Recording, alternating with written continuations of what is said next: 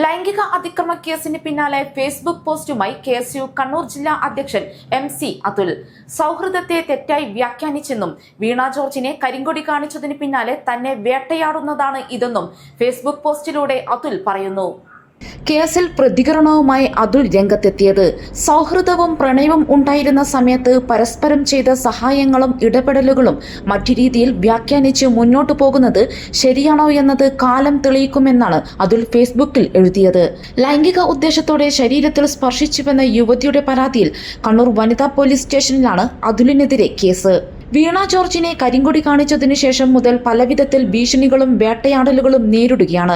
നിന്നെ ഫിനിഷ് ചെയ്യും എന്നാണ് അടക്കം പറച്ചിൽ. എല്ലാ നെറികെട്ട കളിയും പ്രതീക്ഷിച്ചു തന്നെയാണ് മുന്നോട്ടു പോയത്. പക്ഷേ ഇത് അല്പം കടന്ന കൈയായിപ്പോയി എന്നും അതുൽ ഫേസ്ബുക്കിൽ കുറിക്കുന്നു. കണ്ണൂർ സ്വദേശിനിയായ യുവതി സിറ്റി പോലീസ് കമ്മീഷണർക്ക് നൽകിയ പരാതിയിലാണ് കേസെടുത്തത്.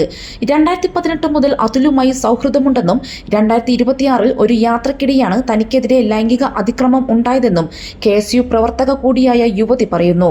വിവാഹ വാഗ്ദാനം നൽകുകയും പണം വാങ്ങി തിരിച്ചു നൽകാതെ തന്നെ വഞ്ചിച്ചതായും പരാതിയിലുണ്ട്. News desk news site.